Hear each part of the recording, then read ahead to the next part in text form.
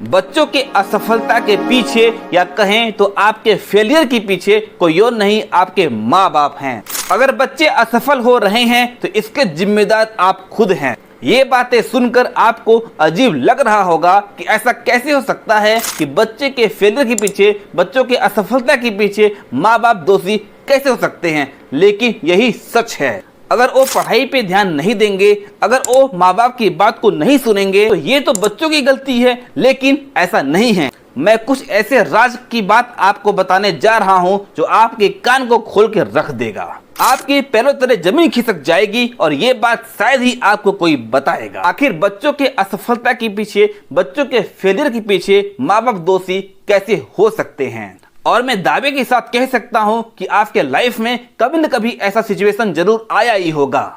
आप इमेजिन कीजिए कि जब आप बचपन में थे, 3 से 5 साल के थे, तो कभी आप घूमने जाते थे शॉपिंग मॉल में, मेले में, या फिर किसी शॉपिंग कॉम्प्लेक्स में, मॉल में, या फिर किसी बड़े बाजार में, तो आपकी चॉइस क्या होती थी? ऑब्वियसली खिलौने। और बच्चे उस उम्र में खिलौने ही पसंद करते हैं। तो जब आप अपने माँ बाप के साथ में कभी भी किसी शॉपिंग कॉम्प्लेक्स में जाते थे, मेले में या फिर बड़े शॉपिंग मॉल में, तो आपकी खिलौने की चॉइस होती थी। तो वहाँ पे आप चॉइस क्या करते थे? ऑब्वियसली खिलौने। और खिलौने में हेलीकॉप्टर, लैम्बोर्गिनी कार या फिर जीप या फिर एरोप्लेन के खिलौने आप पसंद करते थे। इस टाइप के टॉयस, इस टाइप के खिलौने आपको ज्यादा पसंद आते थे। तो उस टाइम आपके माँ बाप क्या बोलते थे कि बेटा ये बहुत महंगा है, मैं इसे अफोर्ड नहीं कर सकता, तुम इसे 2 दिन में लेके तोड़ दोगे, इससे अच्छा है कि कोई छोटा सामान ले लो, तुम इसको मत लो, इसको लेने के लिए मेरे पास पैसे नहीं हैं। और फिर आपको 10-20 रुपए वाला छोटा खिलौना आपके हाथ में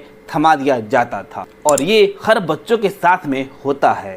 अब यहाँ पर इस बात को समझना होगा कि आपकी सोच बचपन में ही कितनी बड़ी थी। आप खिलौने में कार, हेलीकॉप्टर पसंद करते थे, और वो भी बड़ी कार जो लैम्बोर्गिनी, फरारी जैसी कार आती हैं। उसके टॉयस, उसके खिलौने आपको पसंद आते थे, लेकिन आपको 10 से 20 रुपए वाला खिलौना देकर आपको मना लिया जाता था। यहाँ पर आपकी सोच काफी बड़ी है, लेकिन यहाँ पर आपको ये साबित कर दिया गया कि आप कुछ बड़ा नहीं सोच सकते, कुछ बड़ा नहीं खरीद सकते। अब कुछ लोग बोलेंगे कि यहाँ पर बात तो पैसों की है, जब माँ बाप के पास में इतने पैसे नहीं हैं तो आपको इतने महंगे खिलौने कहाँ से दिलाएंगे? लेकिन इस बात को समझो कि यहाँ पर बात पैसों की नहीं है। अगर आपके पास में पैसा नहीं है तो आप बच्चों को मोटिवेट भी कर सकते हैं, लेकिन इस तरह से कहना कि आप इसके लायक नहीं हैं, मैं गरीब हूँ, मेरे पास पैसे नहीं हैं, इस तरह से बच्चों को कहना कि आप गरीब घर में पैदा हुए हैं, आपको इतने में ही कंट्रोल करना पड़ेगा, आपको इतने में ही एडजस्ट करना पड़ेगा, ये गलत है। और फिर वो बच्चा इस चीज का आदी हो जाता है और फिर वो छोटा सोचने में मजबूर हो जाता है। और जब तक आप समझदार होते हैं, जब तक आप अपने आप को समझते हैं, तब तक काफी ज्यादा देर हो चुकी होती है और उस टाइम आपको समझने का मौका नहीं मिलता। वो कहते हैं कि अगर सही चीज और सही लोग सही उम्र में मिल गए तो काफी हद तक आपको सफलता मिलने के चांसेस बढ़ जाते हैं। और मिडिल क्लास फैमिली की सबसे बड़ी प्रॉब्लम यही है कि बचपन से ही अपने बच्चे को डराया और धमकाया जाता है कि जैसे हर छोटी छोटी बात पर, स्कूल न जाने पर, एग्जाम में फेल होने पर, पढ़ाई न करने पर, इसके अलावा कोई दूसरा काम करने पर, कहीं घूमने जाने पर, मतलब हर छोटी छोटी बात पर बच्चों को डराया और धमकाया जाता है और बच्चों के ऊपर हाथ भी उठाया जाता है, उनको पीटा जाता है। और कुछ माँ बाप अपने बच्चों को सबके सामने डांटते और मारते भी हैं। क्या आपको पता है ऐसा करने से आपके बच्चों के ऊपर क्या प्रभाव पड़ेगा? क्या आपको पता है इसके नेगेटिव इफेक्ट क्या हो सकते हैं? बिल्कुल नहीं पता। इससे आपके बच्चे का कॉन्फिडेंस पूरा खत्म हो जाता है, उसकी सोचने और समझने की शक्ति कम हो जाती है, वह किसी के साथ आई टू आई कांटेक्ट करके आंख से आंख मिला के बात नहीं कर सकता है, वो हमेशा डरता रहता है।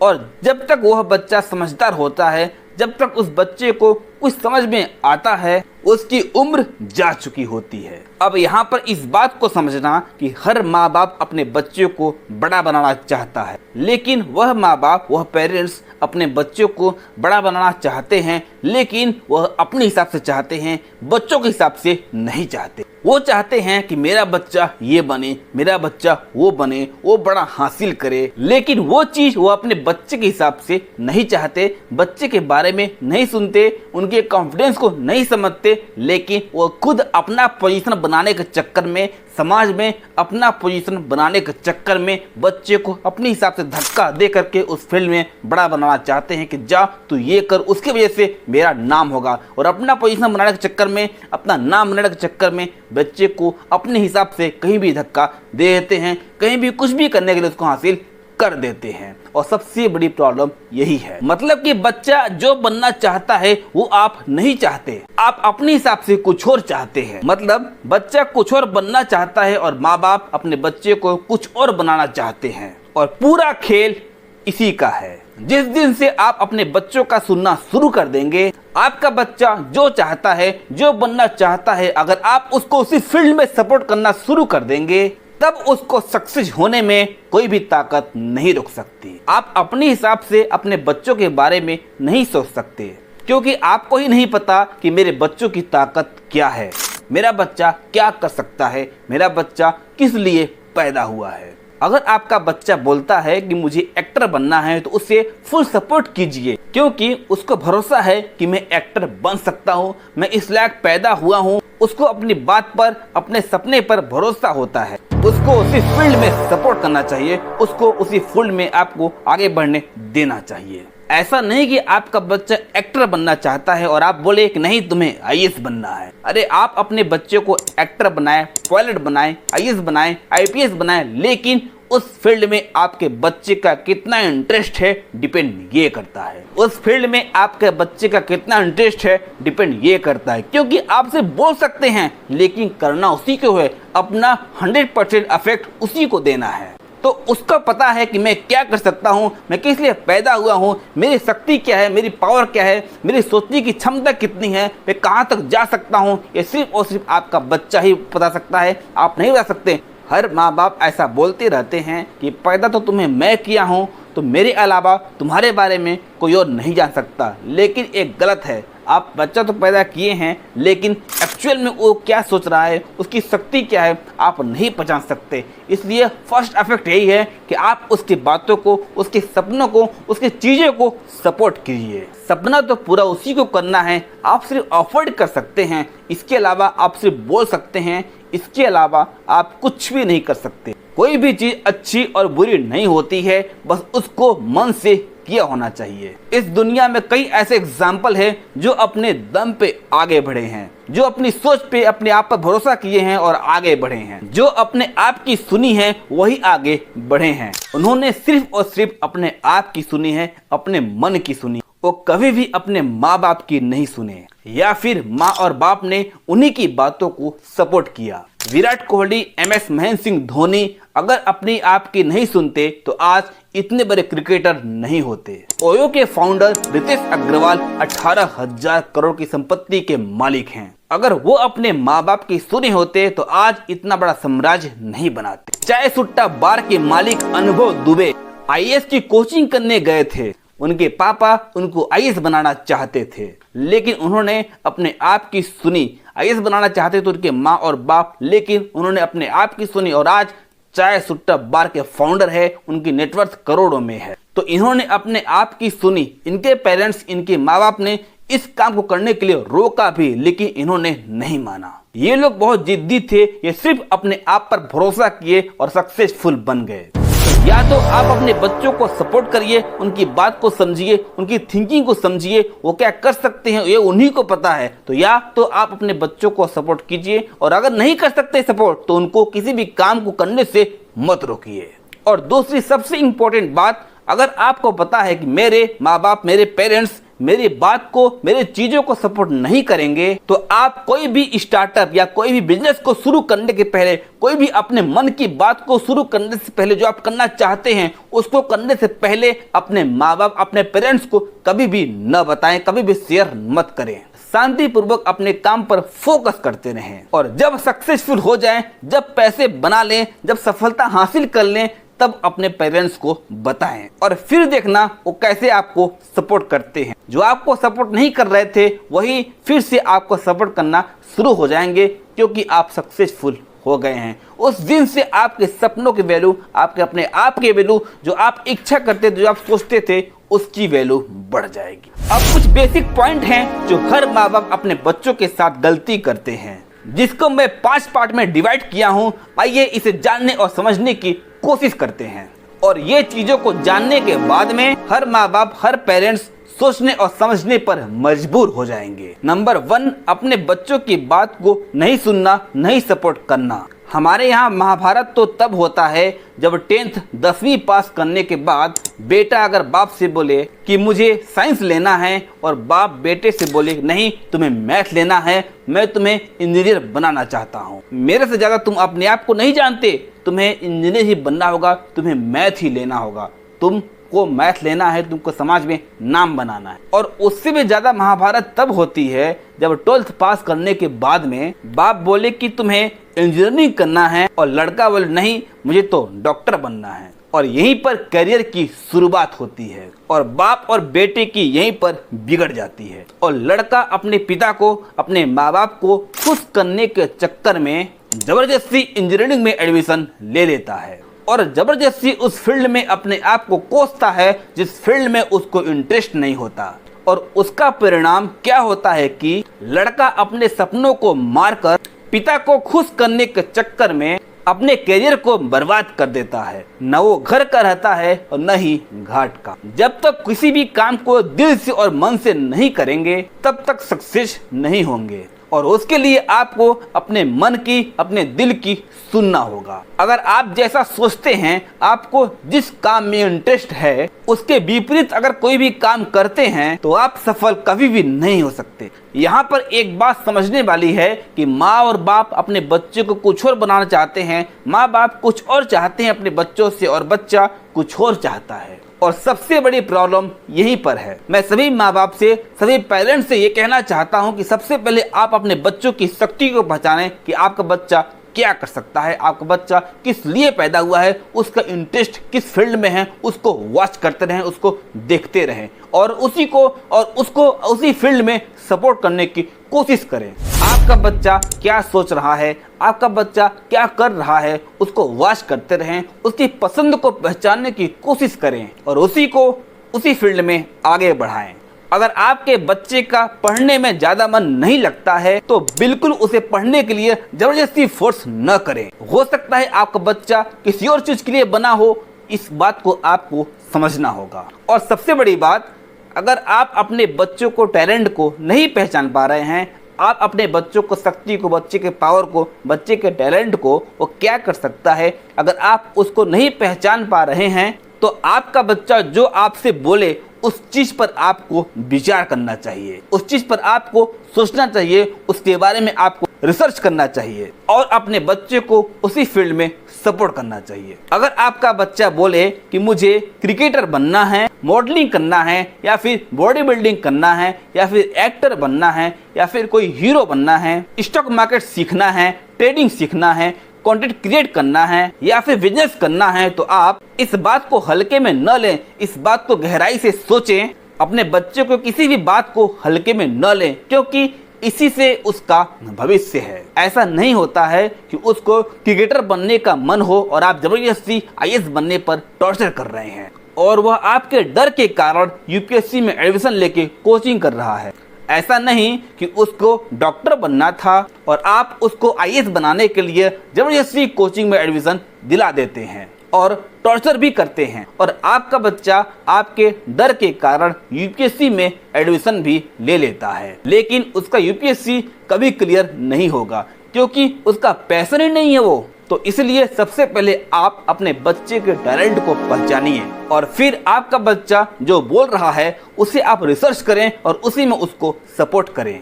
कुछ बच्चे तो इतने जिद्दी होते हैं कि अपने काम को करने के लिए, अपने पैशन के लिए, अपने ड्रीम के लिए अपने माँ बाप से लड़ जाते हैं कि मैं करूँगा तो यही करूँगा, और यही लोग सक्सेसफुल होते हैं। और बाद में सफलता मिलने के बाद में जो माँ बाप सपोर्ट नहीं कर रहे थे इनके फील्ड में, यही उनको सपोर्ट करते हैं।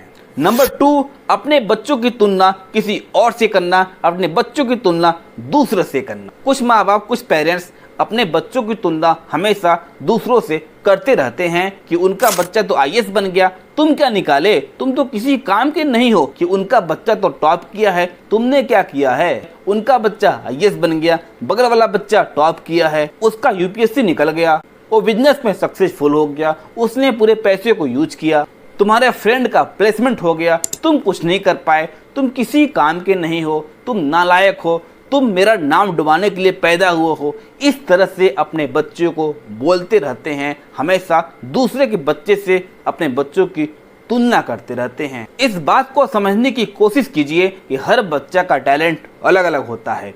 आप अपने बच्चों में बहादुरी को तो देखिए। जो बच्चा आपका जो बच्चा कर सकता है वो दूसरे का बच्चा नहीं कर सकता, और दूसरे का बच्चा जो कर रहा है ना उसे अपने बच्चे से करवा के देख लेना, आपको टैलेंट समझ में आ जाएगा।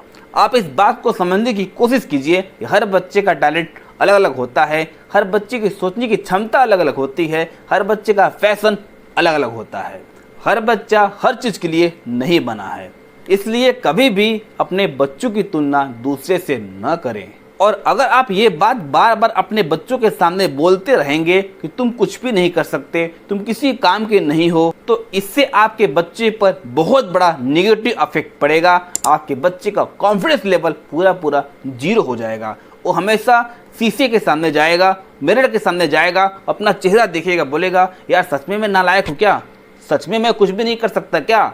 ये अपना चेहरा अपने सामने देखेगा और इसी बात को मान लेगा, जिससे उसको मानसिक रोगी भी हो सकता है। नंबर 3, एजुकेशन सिस्टम को मेन ऑब्जेक्ट देना। कुछ माँ बाप ऐसे होते हैं, कुछ पेरेंट्स ऐसे होते हैं कि अपने बच्चों पर सिर्फ और सिर्फ पढ़ाई पर फोकस करने के लिए उनको मजबूर करते हैं, जबरदस्ती उनको पढ़ाने की कोशिश करते हैं, जबरदस्ती बोलते रहते हैं कि आप पढ़ाई पे ध्यान दो, आप इसमें टॉप करो, आपका नंबर इसमें या इस सब्जेक्ट में इतना मार्क्स आपका आना चाहिए। ऐसा कुछ माँ बाप अपने बच्चों के ऊपर फोर्स करते रहते हैं। देखिए, इस बात को आप समझने की कोशिश करिए कि हर व्यक्ति के अंदर एजुकेशन जरूरी है, लेकिन इतना नहीं जितना आप सोच रहे हैं। एजुकेशन इतना डिपेंड नहीं करता कि साइंस और मैथ में अगर आपने टॉप कर लिया तो आप अपने लाइफ में टॉप ही करोगे। इतना जरूरी नहीं कि आपका बच्चा मैथ में और साइंस में टॉप ही करे। क्या पता आपके बच्चे का इंटरेस्ट बायोलॉजी में हो, क्या पता आपके बच्चे का बनने का मन डॉक्टर हो, तो उसको मैथ में कैसे मन लगेगा। इसलिए उस चीज़ को पहचाने, जबरदस्ती किसी फोर्स में पार्टिकुलर किसी सब्जेक्ट में टॉप करने की आदत को मत डालें। अपने बच्चों को इंटरेस्ट को पहचाने, उसका किस सब्जेक्ट में ज़्यादा मन लगता है उसको पहचानें, उसकी शक्ति को पहचानें और उसको उसी फील्ड में, उसी सब्जेक्ट में पढ़ने पर इंटरेस्ट पैदा करें। और एजुकेशन के साथ साथ अपने बच्चे को टाइम मैनेजमेंट और मनी मैनेजमेंट को समझाने की कोशिश भी करते रहें। हमेशा अपने बच्चों की तुलना दूसरे बच्चे से न करें और अपने बच्चों के सामने हमेशा ऐसा न बोलें कि शर्मा जी का लड़का टॉप किया है, तुम टॉप क्यों नहीं किए, उसका बच्चा खेलने में इतना अच्छा है, तुम क्यों नहीं खेलते, तुम क्यों नहीं ऐसा करते, तुम क्यों अपना मेरा नाम खराब कर रहे हो। ऐसा अपने बच्चों के सामने कभी न करें।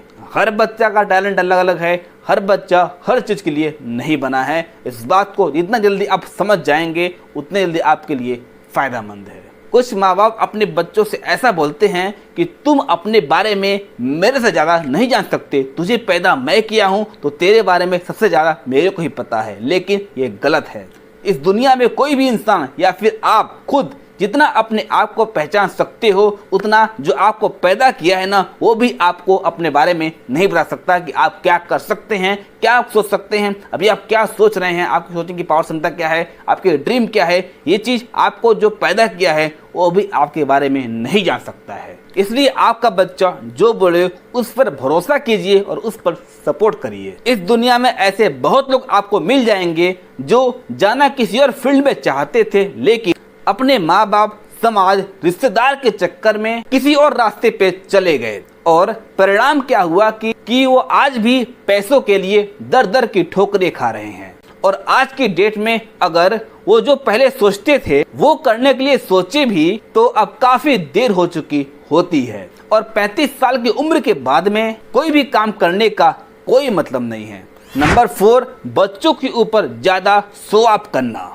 कुछ माँ बाप अपने बच्चों पर बहुत ज्यादा शो ऑफ, बहुत ज्यादा दिखावा भी करते हैं। वो क्या शो करना चाहते हैं कि तुम बहुत बड़े माँ बाप के लड़के हो। लोग ट्यूशन में जाएंगे, कोचिंग में जाएंगे तो बाइक से ही जाते हैं या फिर साइकिल से जाते हैं, लेकिन कुछ माँ बाप अपने बच्चों को ट्यूशन पढ़ने भी कार से भेजते हैं। अपने जिस कार से वो चलते हैं, मर्सिडीज की कार से, BMW से या फिर बुलेट से, रॉयल एनफील्ड से भी अपने बच्चों को ट्यूशन में पढ़ने के लिए भेजते हैं।